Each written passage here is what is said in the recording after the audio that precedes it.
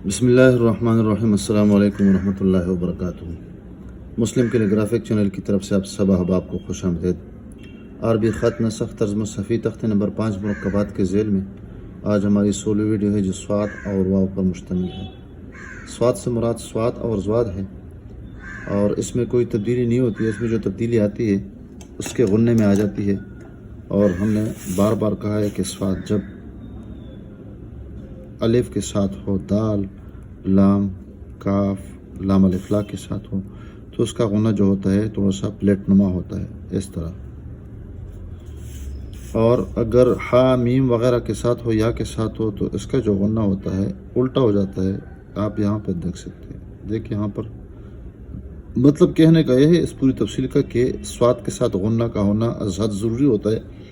سواد میں اگر غنّہ نہ ہو سواد کے ساتھ تو پھر طوا اور سواد میں کوئی تمیز نہیں ہوتی ہے، تو یہاں پر یہ غنّہ اس کے ساتھ ضروری ہوتا ہے۔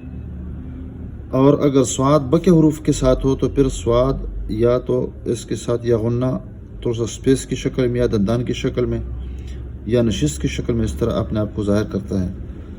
تو یہاں پر بھی ہم نے سواد کو واو کے ساتھ بنایا ہے، تو یہ سواد ہے اور یہ اس کا غنّہ ہے۔ اور واو میں کوئی تبدیلی نہیں آتی ہے، بس جس طرح مفرد واو ہوتی ہے تو اس طرح جمع یعنی اگر اس کو مرکب کیا جائے تو وہ بھی اسی صورت پہ لکھی جائے گی۔ لوکیشن اس کا کیا ہے کہ بالکل سواد کے ساتھ جو نون ہوتا ہے تو نون کے بالکل گود میں ہم نے اس کو رکھنا ہے اور اس کو بنانا ہے۔ اور بقیہ اس کی جو اندرونی ساخت ہے وہ تکونی شکل ہے اور باہر سے تھوڑا سا گول ہے، اور یہ جو پٹی ہے تھوڑی سی اندر سے باہر کی طرف اور پھر باہر سے اندر کی طرف یہ آگے ہے، اور باقی انشاءاللہ ساتھ ساتھ بتاتے جائیں گے۔ تو اس کے لیے جو ہم نے اپنی طرف سے ایک طریقہ بتایا ہے وہ یہ ہے کہ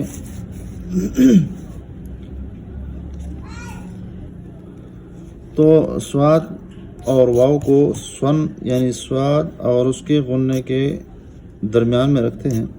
وہ اس طرح کہ یہاں پہ جس طرح سواد کے لیے اس طرح 4 نقطے لگا دیتے ہیں تو یہاں پر بھی اس طرح 4 خط لگا دیتے ہیں، تو یہ اونچائی ہوگی اور بکے یہ اس کی سیدھ ہوگی۔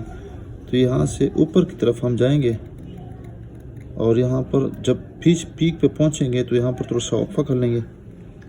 وقفے کے بعد اس طرح ایک پٹی لگا دیں گے، اور پٹی جب مکمل ہو جائے گی تو اس کے بعد ہم نے اس کو اس طرح گولائی میں وقفے کے ساتھ ہم نے اس کو تھوڑا سا جلدی اس کو موڑنا ہے تاکہ یہ پٹی پتلی بھی ہو اور اس میں تکونی جو شکل ہے یہ بھی خراب نہ ہو۔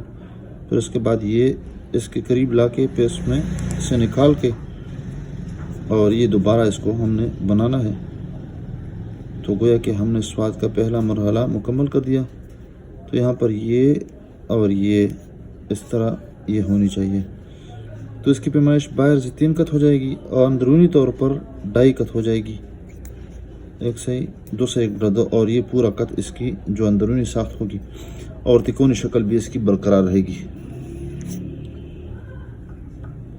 دوسرے نمبر پہ اس کے ساتھ ہم نے واو کو کس طرح بنانا ہے، یہ پہلے ہم نے اس کو مکمل کرنا ہے اور پھر یہاں سے ایک چیز نکالنی ہے اور پھر اس کے بعد ہم نے واو کا، تو اگر باہر سے اس کی پیمائش کرے تو تقریباً یہ 2 نقطے ہو جائے گی پیمائش، اور پھر اس کے بعد ہم نے واو اس کا مکمل کرنا ہے اور یہ مکمل کر کے اس کو یہاں سے یہاں نہیں لانا ہے بلکہ یہاں سے اس کو ہم نے گولائی میں جب یہاں پہ پہنچیں گے تو اس کے بعد ہم نے اوپر والا نوک استعمال کرنا ہے اور اوپر کی طرف اس کو برسہ نما شکل اس کی بنانی ہے، اور پھر یہاں پہ ایک کٹ لگانا ہے، اور یہ جو سوراخ ہے تھوڑا سا معمولی ہونا چاہیے، زیادہ موٹا سوراخ نہیں ہونا چاہیے۔ اب یہاں پر ہم نے اس کو مکمل کر دیا۔ یہاں پر اس کا اختتام یہاں پہ ہوتا ہے اور اس کا اختتام یہاں پہ ہوتا ہے، اور اس کے بعد یہ برسہ نما شکل۔ تو یہ جو پیمائش ہو جائے گی واو کے ساتھ جو غنّہ ہے یہ 1 نقطے کے برابر، اور اگر یہ نصف نصف یہ ہو جائے، یہ جو پیمائش ہو جائے گی یہ تقریباً یہ بھی 1.5 نقطے کی مسافت پہ اس کی واو ہو جائے گی۔ یہ اس کی تفصیل تھی۔ کٹ پین کے ساتھ اگر ہم اس کو بنا دیں تو وہ بھی اسی طرح پہ انشاءاللہ اس کو بنا دیتے ہیں.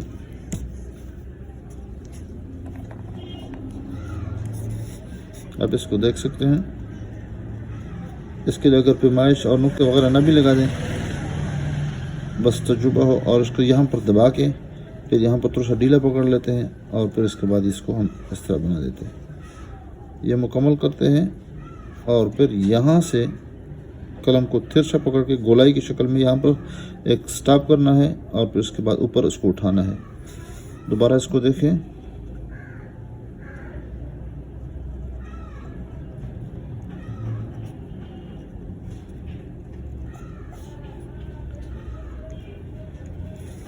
یہ کٹ پن کے ساتھ ہم نے اس کو بنایا. آپ اس کو مارکر کے ساتھ کس طرح بنا دیں گے تو وہ بھی اسی طریقے پہ بنا دیں گے.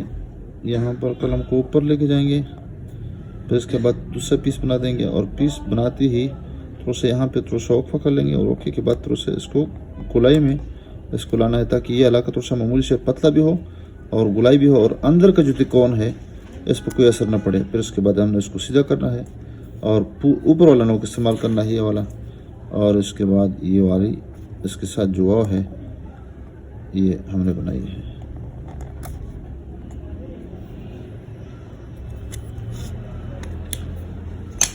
بال پن کے ساتھ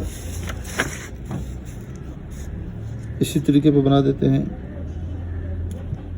یعنی قاعدہ ضابطہ ہم نے بڑے قلم کے ساتھ، نڑی کے ساتھ، بانس کے ساتھ ہم نے اس پہ سیکھنا ہے، اور باقی جو آرام سے لکھنا ہے مشق کے طور پر، اور زیادہ مشق ہو اس پہ، تو وہ بال پن کے ساتھ ہو، یا کٹ پن کے ساتھ ہو، یا مارکر کے ساتھ ہو.